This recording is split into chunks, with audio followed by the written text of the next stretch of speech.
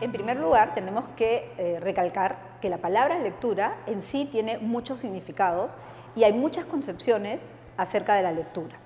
Veamos algunos ejemplos. Cuando uno dice, mañana no sé todavía qué lectura voy a llevar para mi clase, en ese caso, lectura es prácticamente sinónimo de texto.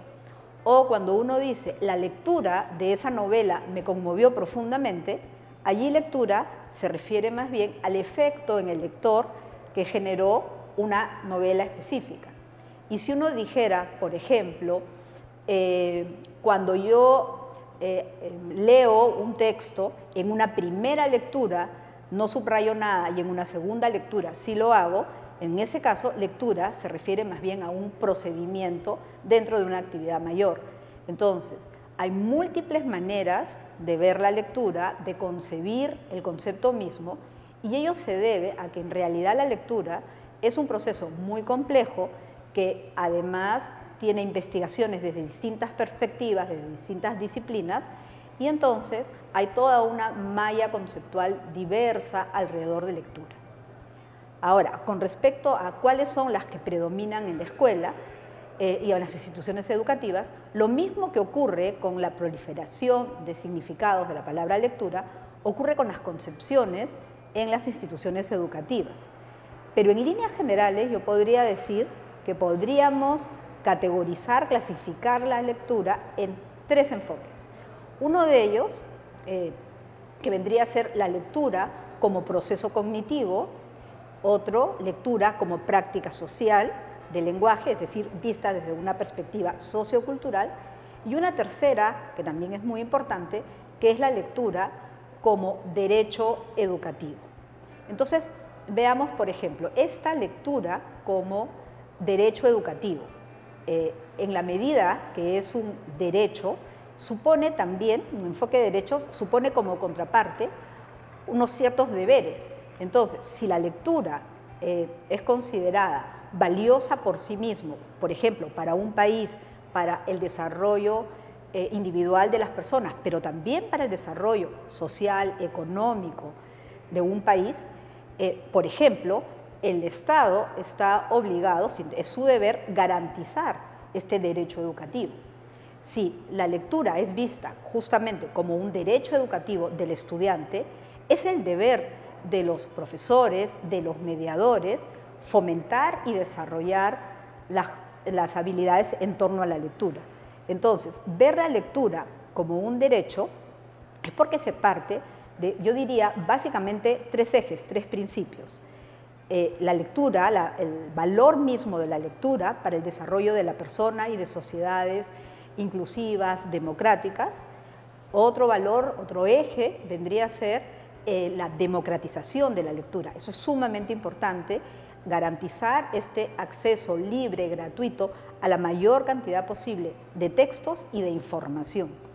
Y luego, también garantizar, el tercer elemento, eje importante, es garantizar la diversidad cultural, ¿no? En un país especialmente como el nuestro, que es tan diverso en términos lingüísticos, en términos históricos. Ese sería el enfoque de derechos. Pasando a este enfoque de prácticas sociales, prácticas socioculturales, es importante entender que la lectura es una práctica cultural que está situada históricamente y que entonces se le otorga valor dependiendo precisamente de esas circunstancias históricas, económicas, políticas, y también entender que la lectura no tiene el mismo valor para todos, porque está justamente situada culturalmente. Ahí podríamos ver otros ejemplos. Pensemos en leer un periódico, leer un mensaje de WhatsApp en un celular, leer en voz alta un soneto del romanticismo, leer, por ejemplo, en línea, en una plataforma web, leer un formulario para poder hacer una compra. Se trata de lecturas en todos los casos, pero son lecturas que recurren a modos diferentes de acercamiento, lenguajes distintos, y se constituyen precisamente en prácticas letradas. Ese concepto es importante, el de prácticas letradas, porque son formas recurrentes y habituales de relacionarse con la lectura e incluso con la escritura, ¿no? Entonces, en ese sentido, este enfoque de prácticas de lectura como práctica sociocultural también es sumamente importante y también aparece en alguna medida en las distintas instituciones educativas. Ahora, en relación con estas prácticas socioculturales, también están las distintas concepciones acerca del deber ser de la lectura. Por ejemplo, esta idea de la lectura libre, pensada como lectura placentera y que está muy relacionada con la literatura, y por otro lado, la lectura de estudio, la lectura que sí desarrolla competencias lectoras. Es un falso divorcio conceptual entre uno y otro, porque finalmente, sea un texto escogido por placer o un texto dado por el profesor, sea ficcional o no sea ficcional, siempre hay un determinado nivel de atribución de significado, de un cierto nivel de comprensión lectora. Y eso nos lleva a el tercer enfoque con respecto a la lectura, que yo diría que sí, en efecto es el predominante en las instituciones educativas, que es el enfoque cognitivo. Y la razón por la que sea predominante este enfoque es precisamente porque es el que está más relacionado con lo curricular. Entonces, existe en el currículo nacional una competencia que es lee diversos tipos de textos en lengua materna, y esa competencia tiene capacidades que están definidas en términos cognitivos. Entonces, este enfoque de la lectura como una actividad cognitiva compleja es, diría yo, el predominante en las instituciones educativas.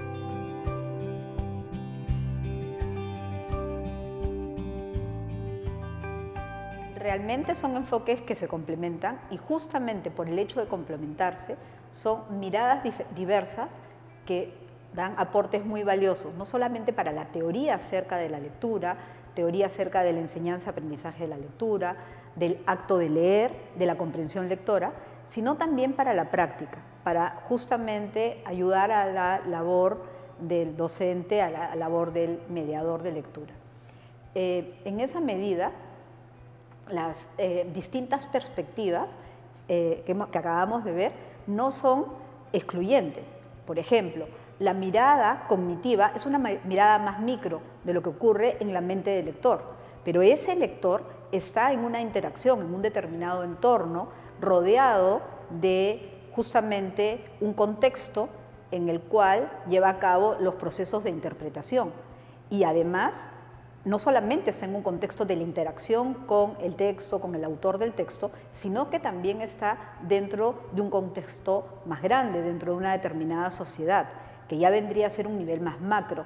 Entonces, en realidad de lo que se trata son de niveles diferentes de concebir la lectura, ¿no? Desde un nivel, decía, más micro a un nivel más macro. Y en esa medida son convergentes estas miradas, y además justamente nos permiten garantizar lo que decíamos que es el derecho de los estudiantes a la lectura y a la información.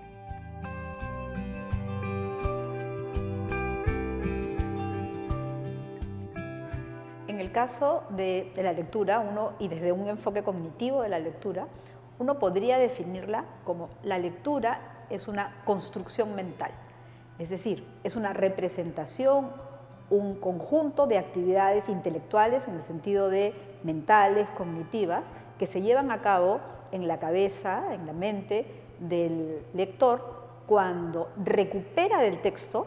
Fíjense que no estoy diciendo que extrae literalmente, sino que recupera del texto, porque lo ha seleccionado, porque lo ha elegido así, un conjunto de información. Y esa información la integra con lo que el lector ya tiene, con sus conocimientos previos. Y de esa recuperación del texto más la integración con los conocimientos previos forma un nuevo conjunto de conocimientos. Ese nuevo conjunto es una digamos, una interpretación de lo que el texto le ha dado, es una atribución de significado. Por eso se puede decir que la lectura es un acto creativo también, ¿no? No es simplemente reproducir lo que el texto dijo, sino crearse una representación mental de ese texto.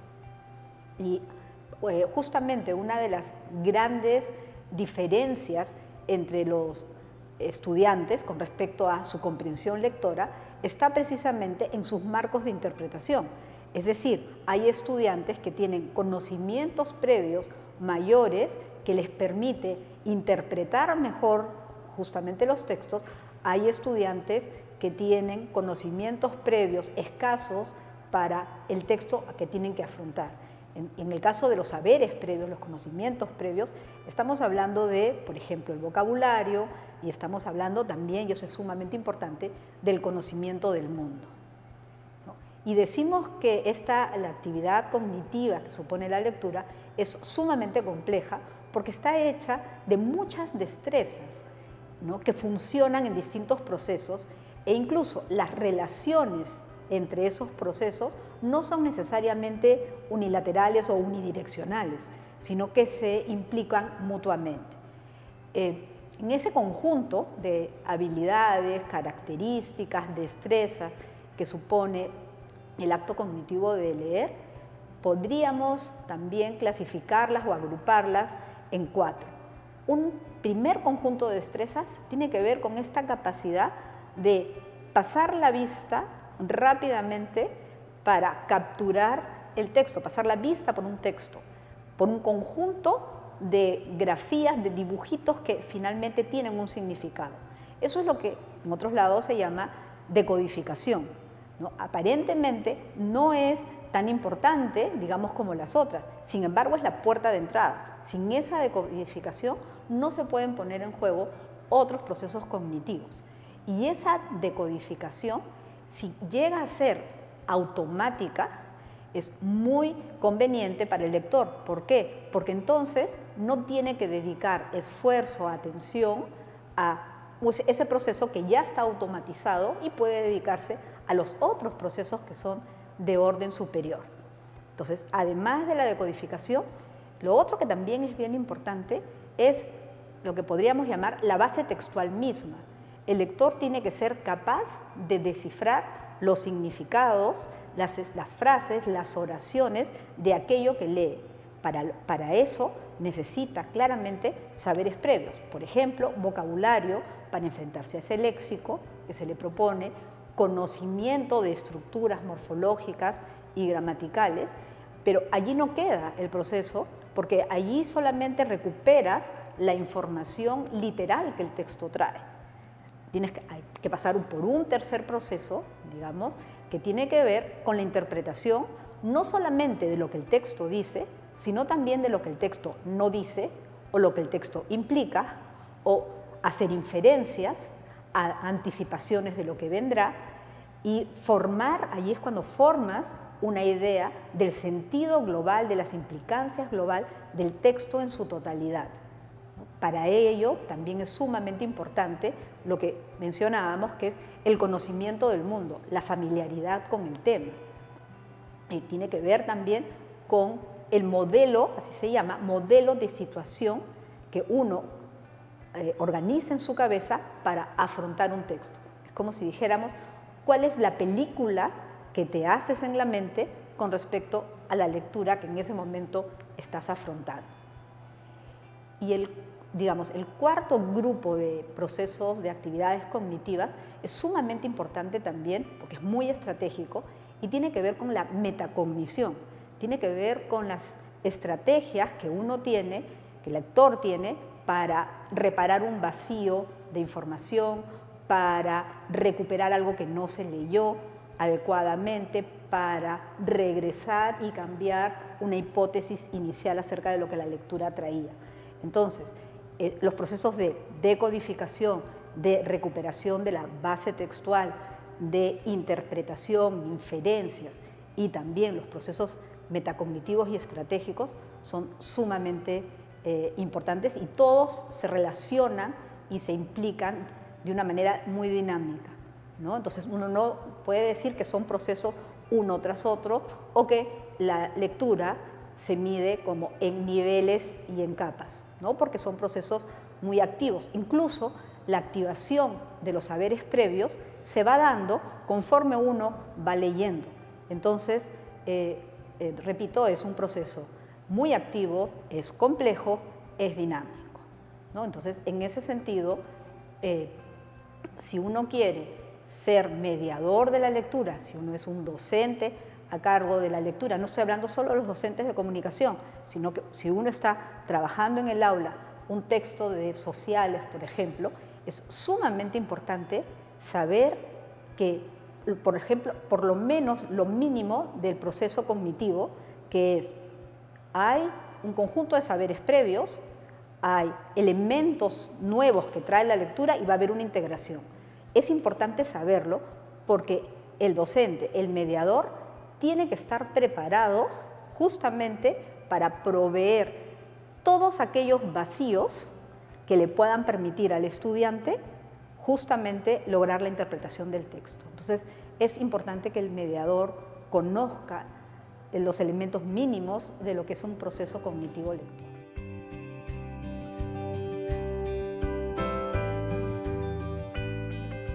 El punto de partida es poder comprender qué es comprensión lectora, y eso supone conocer que la comprensión lectora es un proceso cognitivo.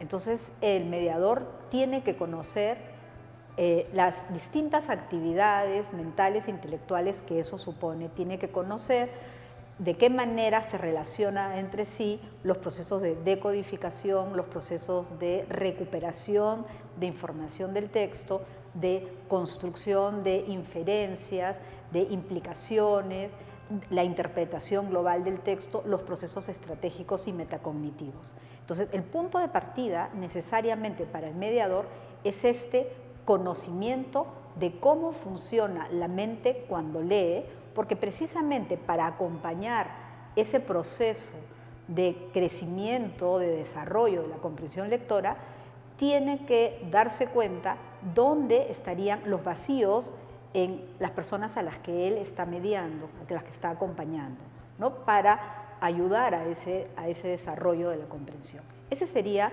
el punto de partida. Esto se relaciona con una metáfora muy interesante que tiene Felipe Munita en su tesis doctoral, que es la metáfora del puente. Cuando pensamos en esta metáfora del puente, lo que tenemos es, hay una orilla, hay otra orilla, y para poder alcanzar esa otra orilla se requiere precisamente un canal, un camino que permita ayudar a quien no puede comprender la lectura, a quien no puede cruzar justamente el río, ayudarlo a ese tránsito fluido. En ese sentido, un mediador de lectura tiene que prepararse justamente para lograr una situación que es muy, muy importante, que es una también de las primeras condiciones ya en la aplicación, ¿no? Que es la formación, digamos, la creación de un clima lector, de una disposición, de un determinado ánimo, porque la emoción es sumamente importante. La comprensión lectora, si bien es cierto, es un proceso intelectual que va muy ligado también a lo emocional. Entonces, crear las oportunidades, el tiempo, el espacio propicio, la disposición propicia, es también parte de la preparación de un mediador. Hay algo que comparte el mediador fuera de la escuela con el mediador dentro de la escuela, e incluso el mediador más allá de la escuela, aquellos que trabajan con personas que no están en edad escolar. Lo que todos tenemos en común es, es un concepto que viene de la tradición pedagógica de Vygotsky, que es la zona de desarrollo próximo. Entonces, la idea es la siguiente. Aquí está la persona a la que se va a hacerle acompañamiento en la lectura. Esto es lo que la persona, el estudiante, el niño o el adulto puede lograr en términos de lectura de interpretación de los textos sin ayuda. Esto es lo que puede lograr sin ayuda. Y este espacio es lo que tendría que recorrer, ¿no? Este es el puente que se tiene que establecer y esta es la zona potencial de desarrollo. Es en esta zona potencial que el mediador y que el docente trabaja. Hay que tener en cuenta que cuando hablamos además de lectura y como estamos viendo la complejidad de este proceso y esta idea de que la lectura es una práctica social, es sumamente importante entender que no se trata de una práctica restringida a la escuela, que lo que se necesita formar es un entorno lector, lo que necesitamos es una sociedad lectora en su conjunto. Entonces, por eso las mediaciones pueden ser o, digamos, espontáneas, pero lo importante aquí es que el mediador que quiere hacer este trabajo tiene una clara intención. Entonces, por eso también es importante que sus objetivos, sus propósitos en la mediación de lectora sean sumamente claros, ¿no? Es decir, una persona que lee tiene que tener claro por qué lee, para qué lee. Justamente el modo como uno se aproxima al texto es el modo de aproximarte al texto está guiado por mi propósito de lectura, desde dónde estoy leyendo. Es totalmente diferente buscar un dato específico en una guía, por ejemplo, en una guía de calles, que leer una novela, ¿no? Que tiene otros propósitos. Entonces, es muy importante que el mediador tenga claro los propósitos, los tiempos, los ánimos, y el mediador él mismo tiene que tener también claro que conocer, comprender un texto no es como pasar un paquete. Es decir, él puede generar las condiciones favorables para la comprensión, pero nunca va a poder hacer él la comprensión por el otro, ¿no? Entonces, eso es sumamente importante. Y entonces, creo que una digamos, cualidades que tiene un buen mediador es ser un generador de dudas, pero dudas de su propia labor, ¿no? ¿En qué medida esto es enseñable? ¿Cómo hago para transmitir esta emoción, transmitir este entusiasmo o transmitir esta interpretación sin yo interpretarlo por el otro, ¿no? Entonces, en ese sentido, justamente una de las actividades más potentes de la mediación están en el diálogo intersubjetivo, ¿no? Porque de lo que se trata, y eso en relación con la zona de desarrollo próximo, es precisamente generar estos espacios de construcción colectiva de significado, de negociación de significado, de interponer sobre la mesa interpretaciones distintas, por ejemplo, acerca de un texto, ¿no?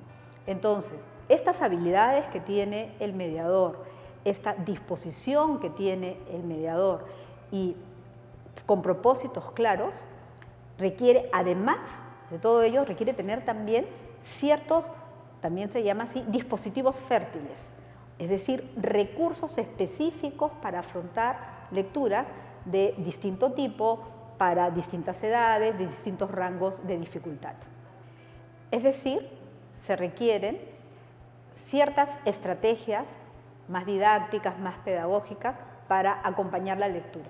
Por ejemplo, esquemas, mapas mentales, ayudar específicamente a alguien a recuperar un dato puntual que no encuentra, o, por ejemplo, hacer esquemas jerárquicos de ideas, o ejercicios para encontrar una idea principal apoyadas con ideas secundarias, aquello que se dé cuenta que no tiene la persona a la que está acompañando y que el texto requiere, y justamente para poder hacer ese vínculo tipo puente del que hablábamos. Y una sugerencia muy importante para los mediadores es que escojan o que proporcionen textos resistentes al diente.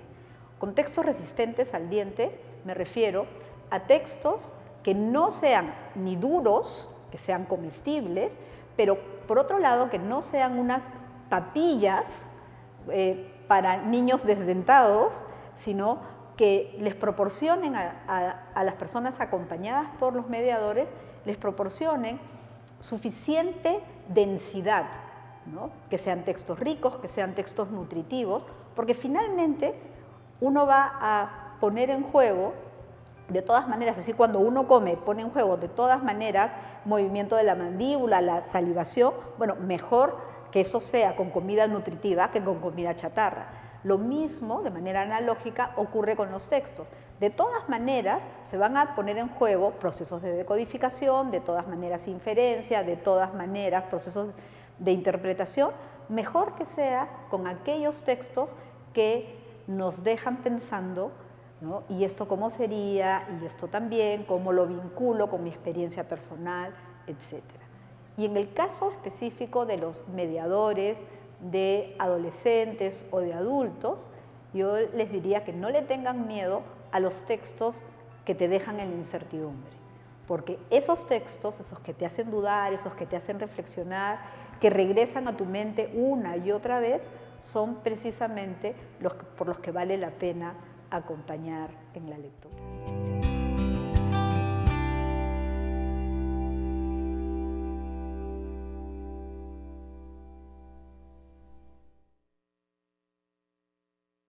Gobierno del Perú. El Perú primero.